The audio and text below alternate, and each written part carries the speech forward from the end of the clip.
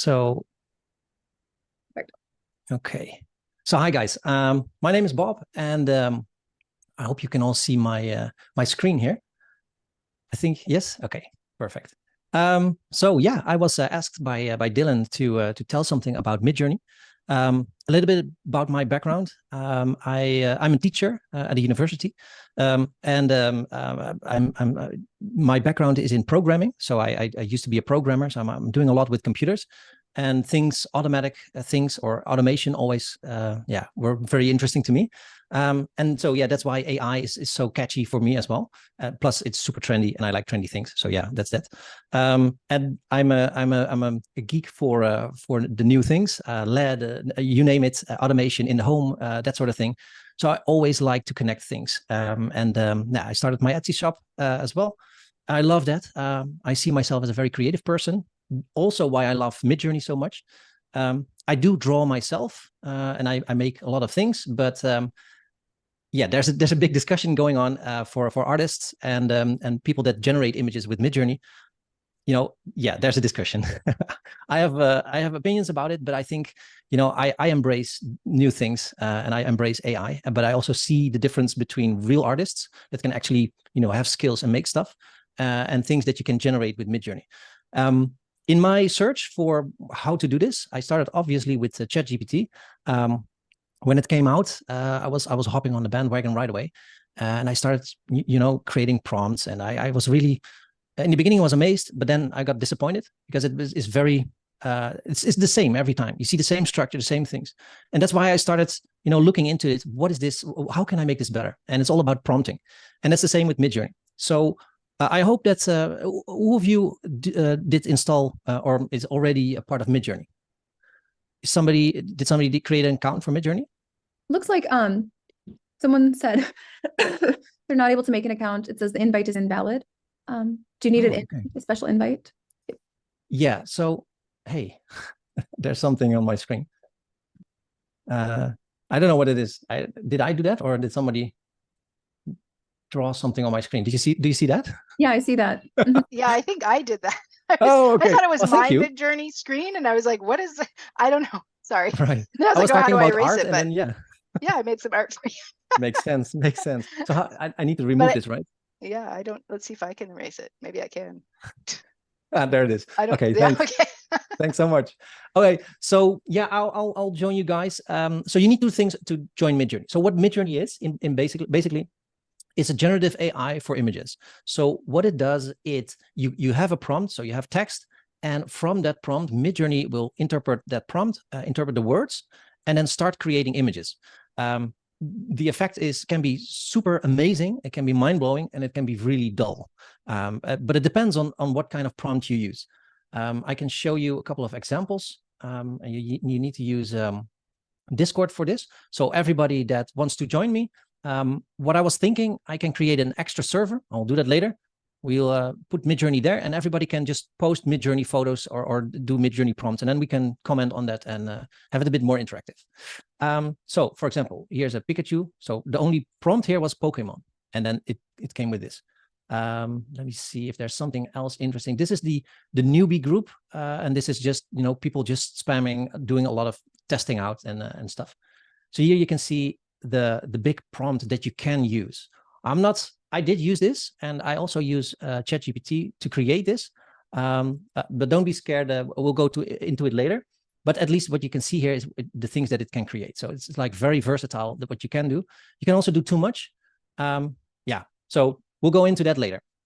So first, we need this tool. This tool is Discord. Discord is basically a chat tool. If people are known with IRC from the past, like a million years ago or something. It was a chat tool, and this is sort of the same. So you have channels and you can chat. And basically what we do is we go to, let me move this bar here. So no, here, we go to Discord, discord.com, and you can download. So I'm using Windows right here, but obviously you can download it for Mac OS. Or if anybody's on Linux, it's for Linux as well. You can just download it, or you can open Discord in your browser, and then you only have the browser version, which is perfectly fine. Works the same. So you need this tool to access Midjourney. because Midjourney, what they did is they created a bot, which is like a program that runs on Discord. So within the Discord environment, there's this bot that you can call. It's like to chat, like a chatbot. And you can give it commands like imagine. And if you give it a command, it will generate images. If I'm going too fast, or if I'm telling anything that you guys think, okay, so I don't know, you're out there or whatever, just let me know, and then I'll try to explain. So we need Discord to access Midjourney. So that's our interface. And we obviously need Midjourney itself. So on the midjourney.com webpage, you can see join the beta. And I heard that the invite was invalid. That means that you do need to have a Discord account, a Discord profile. So if you don't have it and you want to continue, you want to join me here on my server later, just create an account, use your email. I think you need to use your email. You can use bogus emails, but they are very smart and figuring that out. So I think you can get banned and stuff. So you can press join the beta. And basically what it does, it will give you an invite to the Discord server where Midjourney is hosted. So they created a big server, and that's where Midjourney is. So if I go to Discord, so now I'm in the web version of Discord. That's this. And here on the bottom, this is my desktop version. So it doesn't matter which one you use. You can use both. I like the desktop version. I don't know. I like things more native. I don't know. I always have the feeling that the browser is a little bit slower. So basically, so what you'll see is I'm going to the program. So basically, where you start is the Discord server of Midjourney. So that's this icon. I have a lot of other servers here, but this is the Midjourney server. It's like a little boat. Actually, it looks like MS Paint boat.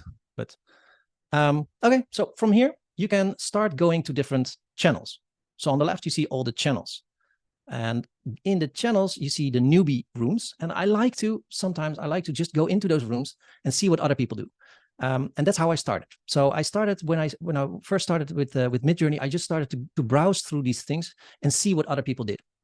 You can see the prompts, you can see what effects they have, what results they have, and all different kinds of things. It's like it can be so diverse what you can get. You can even give images to make images looking like that. So if I click this, this is the source image, and what it generated was these 4 images. So you can really give an image and say, hey, I want something like this, just generate something, and it will start generating. And I'll show you later how we can do that. Okay, so you see this is very abstract, more a drawing type. This is realistic photos. Here you see, well, this is an illustration for children books. You can make children books illustrations. There are some downsides of Midjourney. It's mostly consistency. So if you have, for example, if you have this picture, this person also, and you want to consistently use the face of this person, it's difficult. There are other types of plugins that you can use, which is really handy because it can swap faces. So you can always have the same face everywhere. But if you're trying to create a book, like an illustrated book for children, for example, you have this kind of illustrations, you want to have consistent images. You want to recognize the same person all the time. With illustrations, you sort of, if it doesn't look exactly the same, it's okay. But if you go with photos, yeah, then you definitely want the same photo. So just keep that in mind. Midjourney is generative and has sort of a randomness, and it's not very precise. It's not Photoshop. So what I want to do is I want to create my own server, and I want to invite all of you to join that server. If you have Discord, we invite the Midjourney bot there, so we can just start making some images. I'll do create my own, and this you can do for yourself. So whenever, if you don't want to post in the newbie groups, then everybody will see that there. So if you do a generation of, I don't know what, a mockup or whatever, everybody will see that, and you will see what other people post as well. If you want to have a sort of more privacy, it's not really private, but it's yeah, better than nothing, I think. Then you can create your own server. Yeah. Sorry, I'm just I have a Discord account. Yeah. And I'm just on the app, and I'm not sure like how to get onto this Midjourney server from there. Right. So wait, let me see. Journey. Let me go to the Midjourney website, and here in the bottom it says join the beta. Okay, so it's that you have to click. Okay. So if you join the beta, okay. Told me I had it invalid, so I'll sort it out later.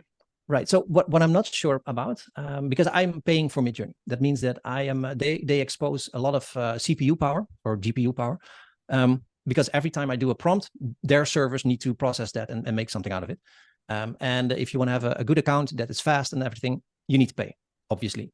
That's their business model as well.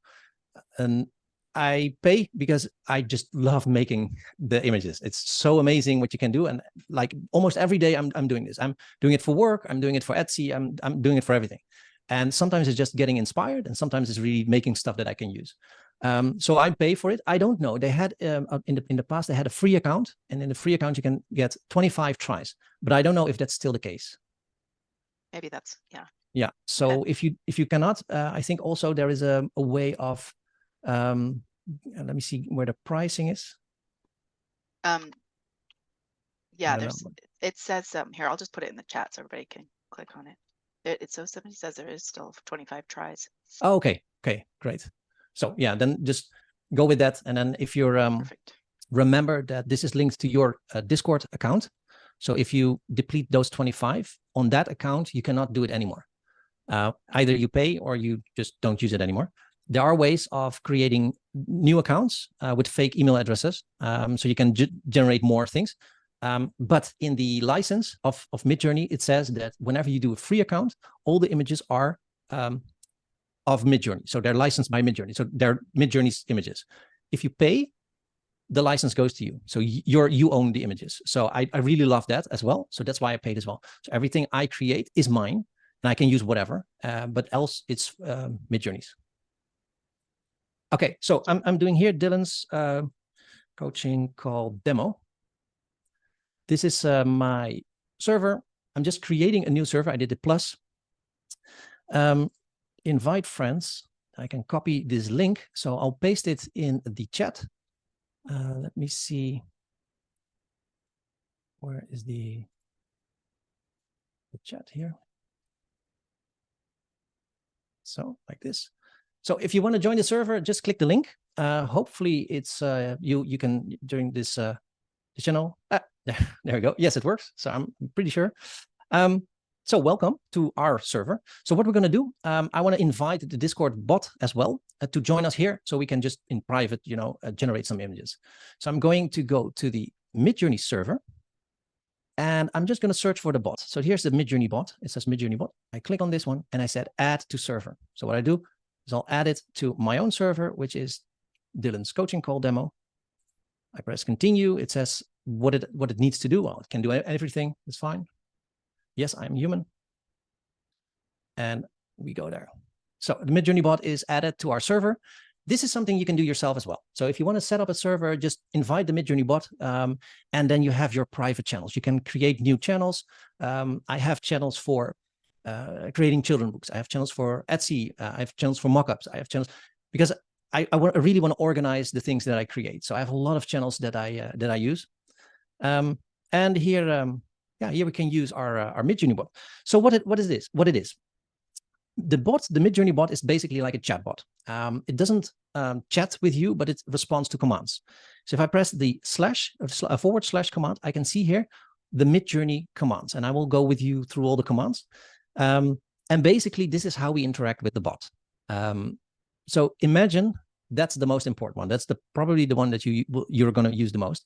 This is basically to create new images. So if I do imagine a photo of a dog. Imagine a photo of a dog. So what it does, the prompt is a photo of a dog. I send it to the Midjourney bot. The bot is generating, thinking, and will come back with to me with an image that it creates. It's a square image. That's by default. And here we see it generating, which is pretty cute, actually. And it'll take some time. You can even, if you pay more, of course, you get it faster. I decided to still have the fast version. So for me, it is fast. If I'm out of time, so I have a maximum number of credits per month.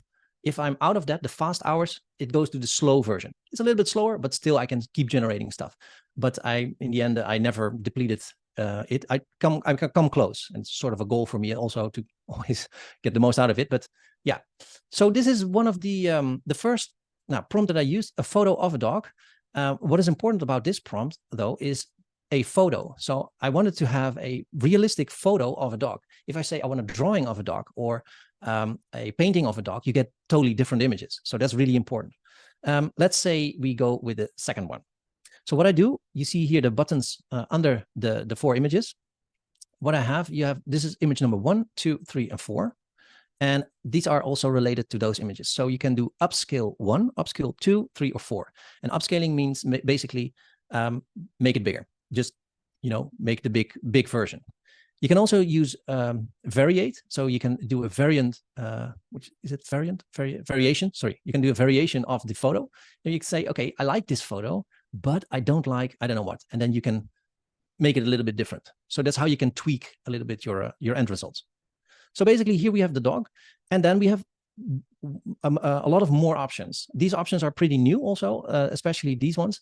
So very strong means that you can create new images out of this one as a base, and it will look sort of the same, but yeah, will also go in different directions. Very subtle means that it will make variations, but subtle. So little changes. I can even do the region. I can say, okay, I just wanted the eyes to be green, for example.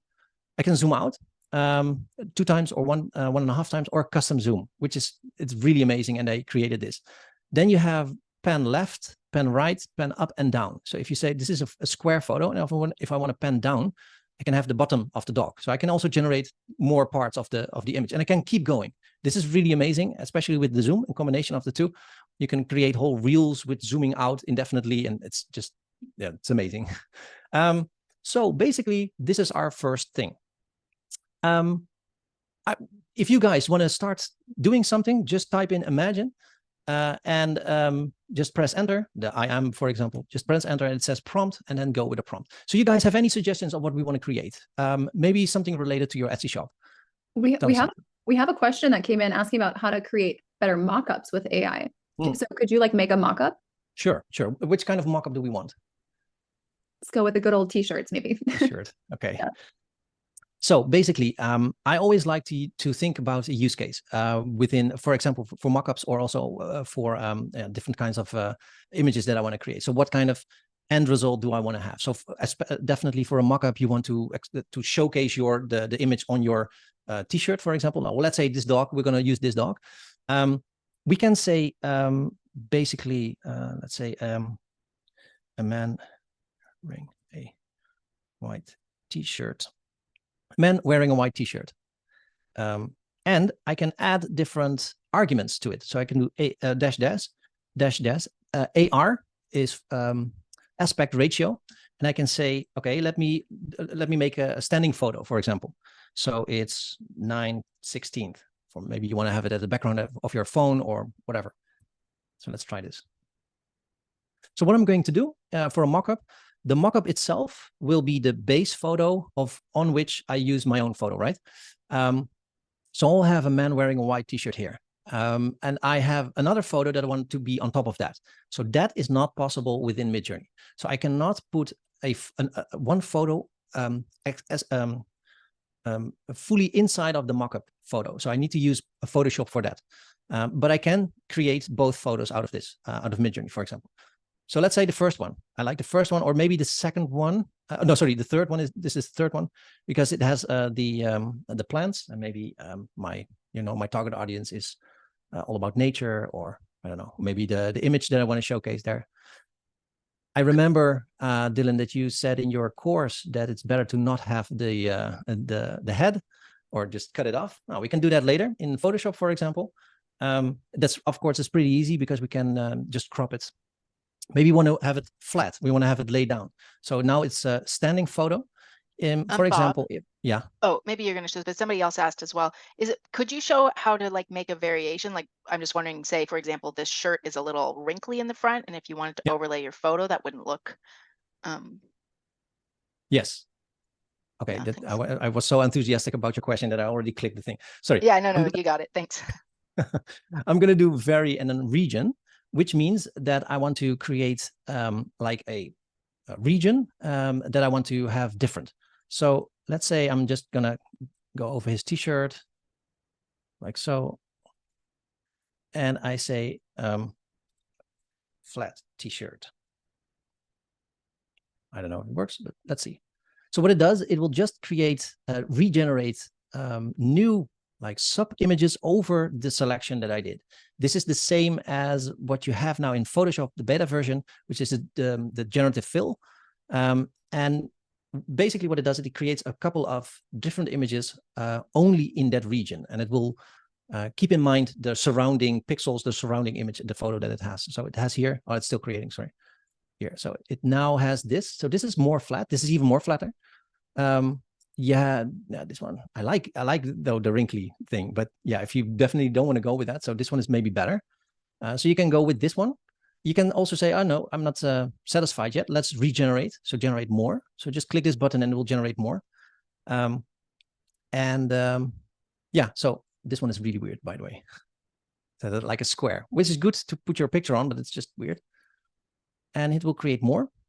And you can keep going and keep going. Remember still that you have your fast hours. They will deplete. If you're using the free account, in the end, you will not have any generations left anymore. But if you pay for it and you have unlimited, then yeah, this is fine. You can just keep going. Let's see what it created now. One question here. Someone asked, how could you show the side and back view of that same exact mockup? Ooh, that's interesting. Okay, so we have a flat t-shirt. This is a guy with a flat t-shirt, right? So you want to have the side, so within the same surrounding area. So with the leaves on top, and then have the back of the t-shirt.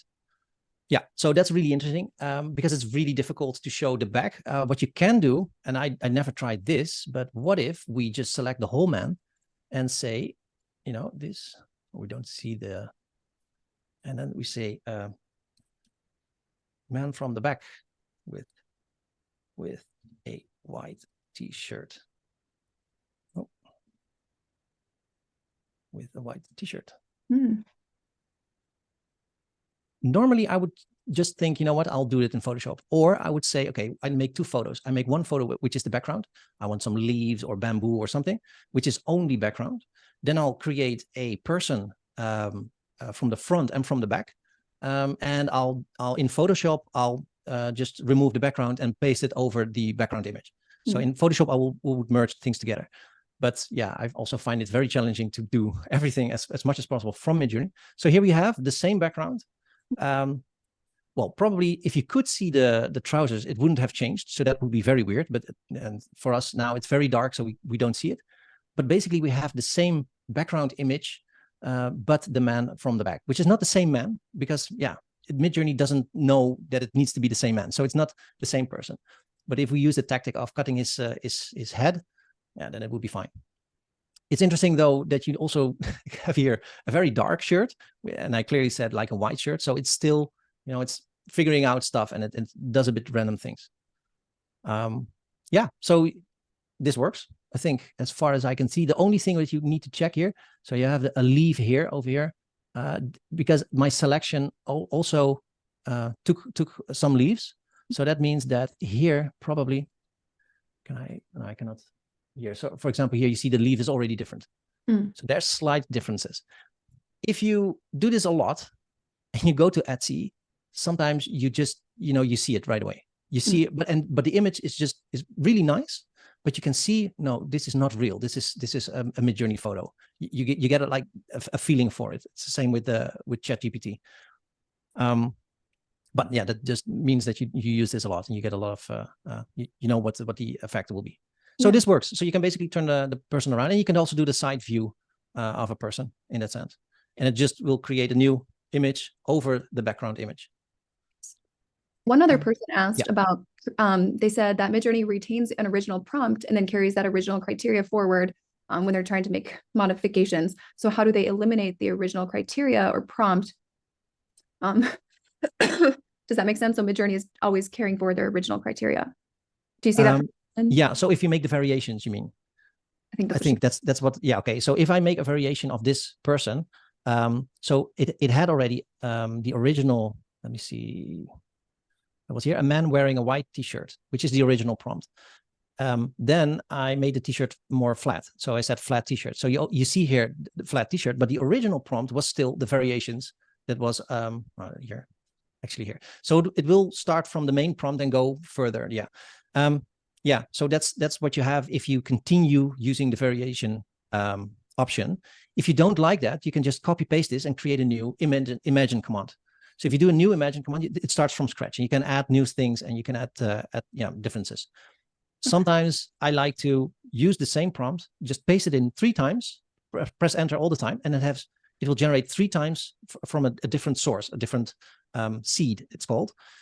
I can show that even if I say here, if I add the envelope, so I do right mouse button, and normally you can have like a smiley face or a thumbs up, it's like a reaction that you have on a message. But if you do the envelope on the Midjourney bot, it will go to direct messages. It's Midjourney. And it will give you the job ID and the seed.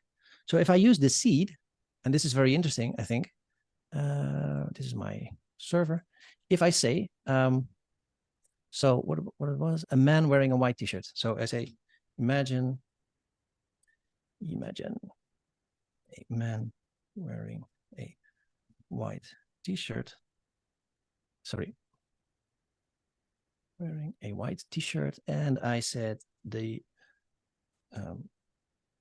one is 16, like this. And I say seed is this. So it's this exact same seed as this original prompt. Then it should create the same image. So with the seed, I can always get to the same image. It basically goes from there. It will generate. There's no randomness there anymore. The seed is the random thing. So every time, every generation, normally, if you don't use the seed option, it will generate a new seed, and that's like your random thing. But if you know the seed and you post it there, it will use that and then create the same images. If you change your prompt, obviously it will create different results. Nice. Lori had an interesting question. She was wondering if she has a mock-up sample done of her memory boxes, but she wants to create unique example variations of a done box from her mock-up of the finished box. Could she upload her own mock-up and then give it a prompt variation? Could you do something like that, or would it be too complex? No, you can. You can use images and upload them to Midjourney, but it doesn't take that image and change it. It does take it as inspiration. You should see it like that. So it takes the image as inspiration, and it will create something that looks like it, but is different. So it will basically create variations of the image that you put there. So it will not, if you have your own box and your own product and you upload it to Midjourney, it doesn't continue on from there. Maybe it will give you new ideas though. Midjourney also is very, very bad with text. It will create text, but it will say nothing. So it's an image generator, and it doesn't do anything with text. And a lot of people are not complaining, but asking for them to make it better. I know that Adobe also brought out a image generating AI, which is called Firefly. And Firefly does do text very well. It has all the different fonts, and it uses Adobe libraries and stuff. But Midjourney doesn't. So if you say, "Oh, I want to have a T-shirt with letters on it," it doesn't work. It will put letters on it, but it doesn't say anything. You can be satisfied with that, but yeah. Sorry? For you, Bob, that we're trying to clarify, in short, how do you actually clear cache? So what is happening is we'll do an image, if you will. We'll do the prompt, and then even if we want something completely different, it still carries the criteria and a lot of the components with it. If we have a heck of a time, you might say starting from scratch. Right. That's right. And we're just wondering, is there a way To clear the cache. to clear the cache? So when you do a prompt, that we're not carrying attributes from the last prompt with it. Right. Do you have the prompt? No, I don't. Shoot. What do you want to generate? Well, okay, let's. So you want to generate a little boy. Okay, so we're going to generate a little boy, and then We say we want a blonde boy with blue eyes. speaking to this. Okay. Yeah, just speak to this. A blonde boy. pull it out. And sorry, Bond. That's James, maybe. Do you want to have it photorealistic, or is it a drawing?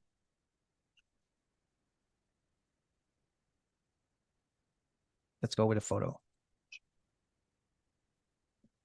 So like a photo, right? Maybe you want to have a photo in your images and a boy showcasing something that's a product that you have. So is that basically, is that your use case? Do you want to have a photo of a blonde boy with blue eyes holding something? If you're talking, I cannot hear you. You know, we back. Sorry there. No worries. We got it plugged. Sorry there. Okay. Okay, So so, go again. okay, let's say we did let's say a little boy that has, we're asking for it to be about between the ages of 3 and 5, blonde hair, blue eyes, and yeah, maybe he's holding a little ball. Okay. So we put that in and then we get an image, but that's not really what I want. So I want to know I reprompt it. And with, you know, asking for other variations, it continues to give me the original, some aspects of the original. Yes, Even because if I you do start a brand variations. new, even if I start a brand new prompt, imagine, it still carries over some of the original attributes. Right, because you tell it to. Basically, what you're saying, if I do a photo of a blonde boy with blue eyes, 3 years old, holding a ball, every time it will think, okay, I need to have a blonde boy, and it needs to hold a ball. And but what you can do if you want to change something. So, for example, if you're not satisfied with what it generates here, so this is very classic. I want it to be much more, you know, I want it to be outside. So I say, okay, imagine a photo of a blonde boy with blue eyes on a soccer field, 3 years old, holding a ball. So you just add something to tweak what result you want. No, I understand that. I understand the addition of things. The problem is, now I say I want to do a different style, and I say, okay, instead of the boy, I want a little girl now, and I want her to have brown eyes, and I want her to be an Afro-American. Sometimes I'll still get attributes of the original. If you do a new carrying it forward.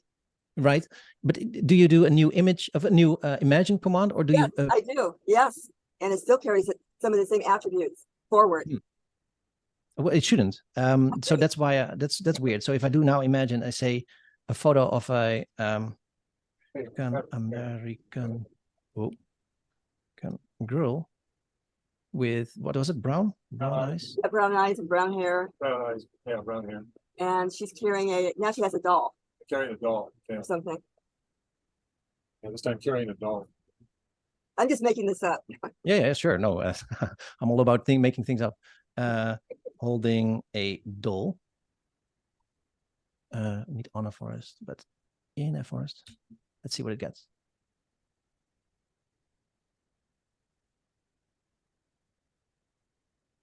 I know.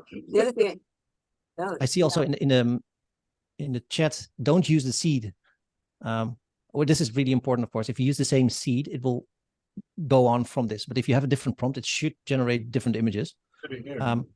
So this is like the only thing that I would imagine being the same is the fact that it's like a top portrait of the girl. But in this case, it's pretty different. Okay, and then someone in the chat said you need to update Discord, that Alex had this problem. Was that about this particular thing? I'm just trying to connect the dots. Well, I never encountered this problem, so I'm very curious what is happening here.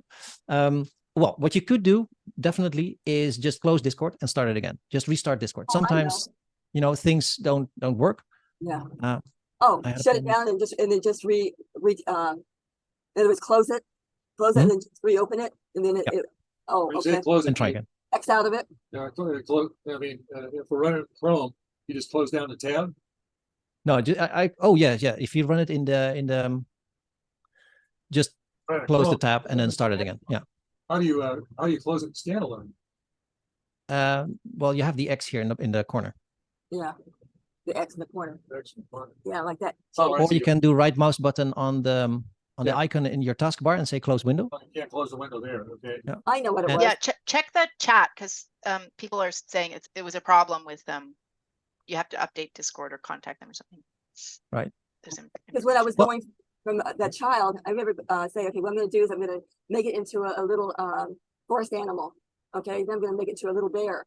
It would, and I'd say, okay, make the instead of using a child, I was going to make it into a little bear. It would carry over the attributes of the child onto the bear. Right. Onto a teddy bear. Okay, so if you do variation from here, so I clicked the V3 for the third image, and I do variation, and I removed the girl, and I say a photo of a bear in a forest, not holding a doll, like this. Let's see what it does. It should use the base photo, which is the girl holding a teddy bear, And now I say, okay, I want to make a variation and I want to have it be a bear. Yes. And yeah, in that sense, it could take some of the things. Yeah, it takes, So it's still in a forest. Yeah. It's not holding anything. The child, and like I had the child wearing certain kind of clothes and a hat and, you know, that type of thing. I took some of the attributes of the previous prompt and put it onto that teddy bear. Yeah. Well, I would always say, if you want to do something different, just make a new Imagine prompt. I did. If you use, yeah. So now I did variant of make variations, and basically it's totally different. Again, it's like a portrait kind of a photo.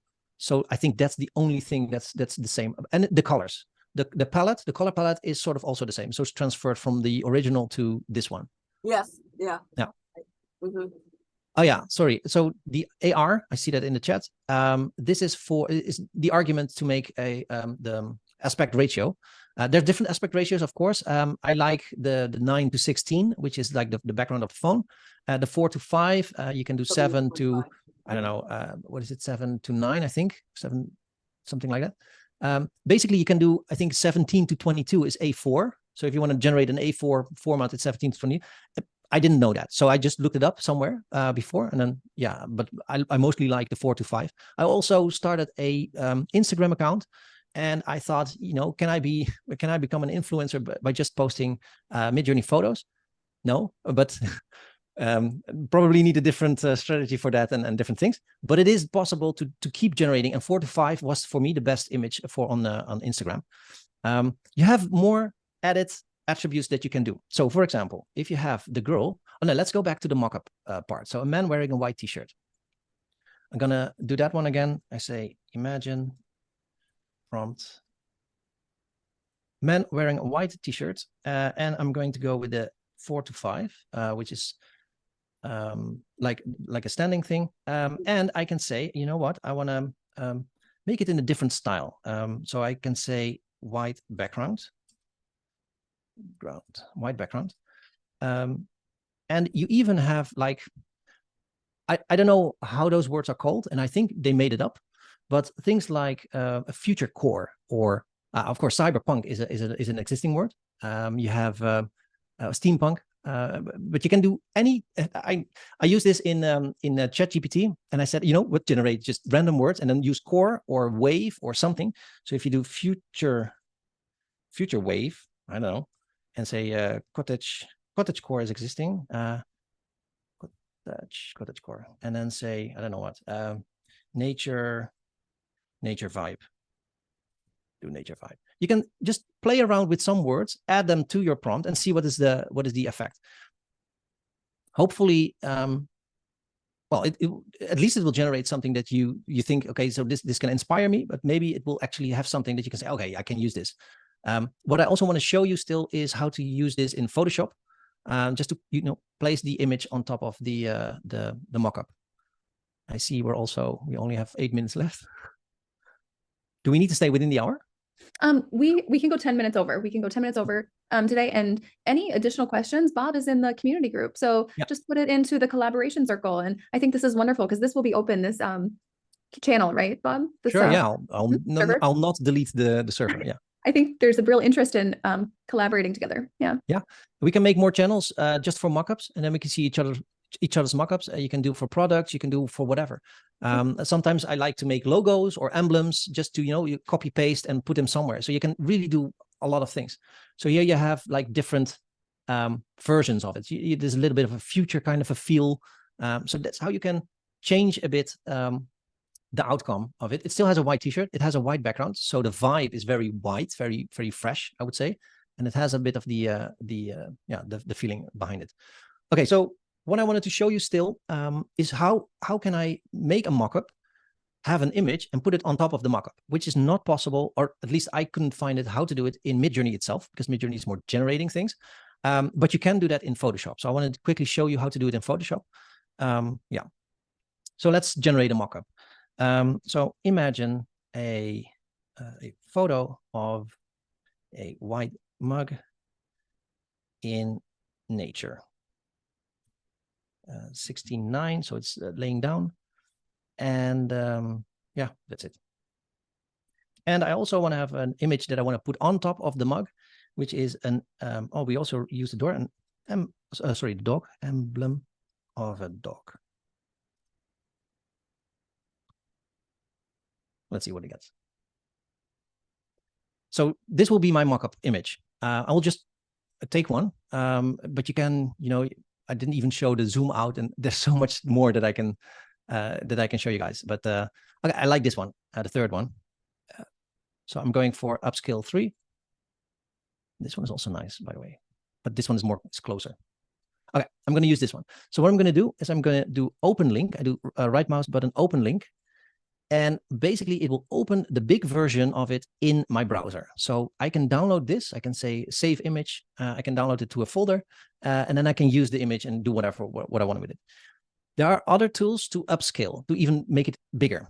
This is like, it's not really big. It's not big enough for printing, for example. So if you really want to print this on a poster, then you really need to upscale. And there are free versions of tools to upscale, but I think that's for another time.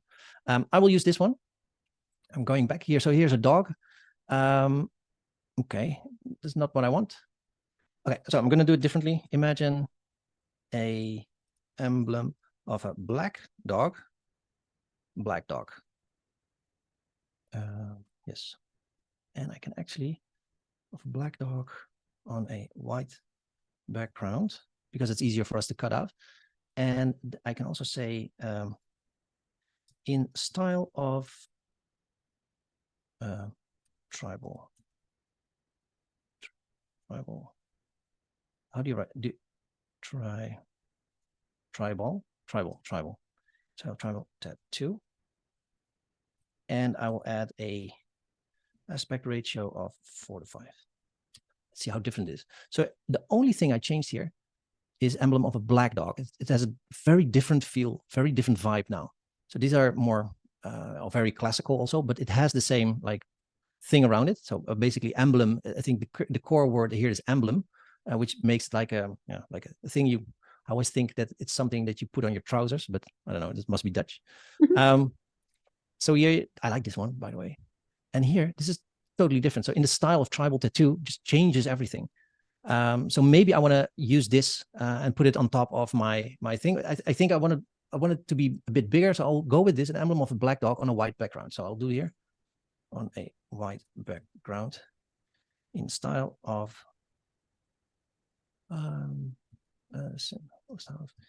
minimalism.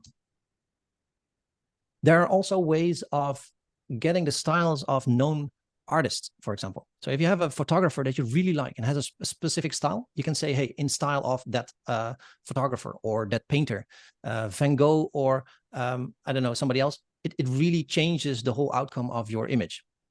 There's a big difference. Oh, I like this. Okay, so I'm gonna take one of these and I'm gonna put it on the mug. I think I like this one, the second. So I'm gonna go for the second. I have a Photoshop beta. So for anybody that wants to join, if you have Photoshop, the beta version in this case has the generative fill, which is really super cool. I'm going to use it a bit, but I'm going to use the same features that the normal Photoshop has. So I'm going to go to Photoshop. I say, sorry, I'm going to go to the mockup. I say copy image. I'm going to copy it. I go here. I say new file. Oh, sorry. I say from clipboard. It's the same size. I want it to be RGB, white background. Yeah, the rest is okay. Okay, so I have here my canvas. I just do Control V to paste, and it will paste it as a new layer on top of the background. So what I'm going to do is I'm going to create a square first. Basically, what I'm going to do is make a placeholder that I will do that I will load on top of the mug, and then in the placeholder I will put the image that we just created. So first I'm going to just make a square like this. In this case, it's a black square. It's fine. Move it a bit. Oh. All right, so like this. Then I'm gonna change my layer to smart object, convert to smart object, which means that this square, as it is right here, I can change it later on. So I can change the color and whatever, even though if I change everything, it will always, I can go back to this same square. So now I'm gonna do right mouse button and say free transform, because I want to put it over the mug. It gives me the bounding boxes, so the little boxes that I can, I can change it now. But what I want is to warp. I want to warp it over the mug, and I cannot see it really well, so I want to lower the opacity just so I can see it. And now I can just change it a bit and really put it over the mug like this. And I can even go here and say cylinder. So in the warp, now like presets, you can say cylinder, and it will create a cylinder form. And you can basically, put it like this. Let me change it a little bit. Okay, so I'll put it to done. Then I will go again, free transform, say warp again. Sorry, no, I want to have distort. No, sorry, also not distort. What was it? Skew? Or was it perspective? No. Now what I want is to be able to change the bounding boxes. I'm thinking, which one was it? I think it was warp, but it shows me this one. Well, for now, I'm gonna leave it like this, just for the time being. So I now have this square that is like pasted over the mug. It's in a round shape, in a cylinder shape. So what I'm going to do is I'm going to go into the rectangle. I'm going to put this back to 100%. So I'm going to double click the rectangle. It's a smart object, which means, or smart layer, sorry, which means that it means that I can go into the layer and into the original rectangle. So here, this is my placeholder, and basically I can paste my my image into that placeholder. So I say copy image, I go back to Photoshop, and I do paste. You don't see anything because it's like very big. So I'm gonna change it a bit. I'm gonna make it smaller, like this. I can even say, and this is the Photoshop beta version, I can say remove background. So it will remove the background that it finds, and this works really, really well with normal photos, just for like the child, the blonde boy holding a ball. It can really remove the background. But if you don't have that, if you just want to have it like fully, you can just leave it like, of course. The rectangle itself, I want to have it a different color. Maybe I don't want to have it at all. Just want to have the dog like this. Okay, so I put the dog now in the placeholder. It says here the rectangle. This is the smart layer. So I do Control S or save. You can do save. It'll say that you need to save anyway if you close it. And now it is on top of the on top of this thing. So what I want to do is, let me see the rectangle. I'm going to go to the selection. Go to free transform. Say warp, and this little box in the middle you can use to either let it flow over the mug or not. It doesn't look very good in a sense of the line here. So what I can do, go back into the rectangle, remove, because I did automatic removing of the background. It has like a little line, so I can select the whole image and say, okay, just remove a little bit the outside of the image, and then you don't see this little line. If you want to warp it just more around the mug, you can use this box. But for now, I'm gonna leave it like this. If you think, okay, but the mug is a little bit blurred, for example, or I want this to be more blurred, or you can always, because it's a smart object, you can always say, okay, do add a filter, blur, Gaussian blur. And what it does, it doesn't destroy the image of the dog. So because it's a smart object, it will create an extra smart effect on the layer itself. And here I can say, like, for example, this. I think this is too much for what it was, so I can also just turn off the smart filter. Yeah, so this is what you can do. I think even that if you go into this and you move this thing over here, say, okay, come on. There's somewhere, is there? Oh, yeah. This is wonderful, Bob. I think someone did ask a question about, incorporating this into a handmade shop too. And I think sometimes with handmade items, people get, really hung up on the photos where it's like, they spend hours trying to take photos when they could really just take that design and just do mock-ups. Yeah. So I think this is really helpful for everyone. Yeah, I think, you know, before, if you wanted to spend money, then you could always go to a stock library, buy a photo of a mock-up of something, or make your own photos. But now you don't need to. So you can just generate, and yeah. And there's even, I saw Etsy shops that sell generated mock-ups. Yeah, we do have a few of those students in the coaching group right now. Yeah. But it's free. I mean, and so to get started with print on demand or something, you know, you feel like, oh, there's, you know, I have to spend hundreds of dollars on mockups. But really, no, you really don't have to. And what are your thoughts on, someone did ask about mixing AI and real images. What do you think, like from your perspective, do you think it looks good to incorporate both, or what are your thoughts? No, I don't think it looks good to incorporate both, especially if you want to use real images. Let's say you want to use real images, but you want to keep the real image intact. So you want to recognize somebody in the image or something like that. It doesn't work, not with Midjourney. So basically you want to go to Photoshop and do generative fill and then remove some stuff and that sort of thing. But if you say, okay, I have this beautiful picture of a person that I want to transform into something else, like a watercolor painting or something, you can use it as a base. There's even this, that maybe I can show this maybe. Okay, so let's say, let's do an example of something that's really vague. If I say, I don't know, what is it? Can somebody give me an image that we're gonna generate? Like an example, just some random thing, like a building. Okay, a building. Picnic table. Picnic table. In a park. So let's say, I get from the internet, I see this amazing picnic table that I like so much, this round table. It's just, yeah, it's amazing. Okay, so what I'm going to do is I'm going to copy this image, and I say here in Midjourney, instead of imagine, I say describe. And what it can do is I just pasted the image, and I'll let it describe the image, a ballet panda, dog eating pizza. Okay, this is good. So what it does, it creates 4 different prompts that is associated with this. So I always do imagine all, but that takes like 4 generations. So I have a free account, don't do it. Just read those things, and I'm too lazy to read them, and then I just do this. But it basically, it describes the image that you pasted inside.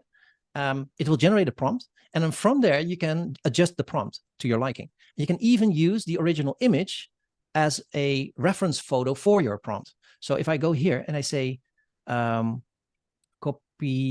copy link.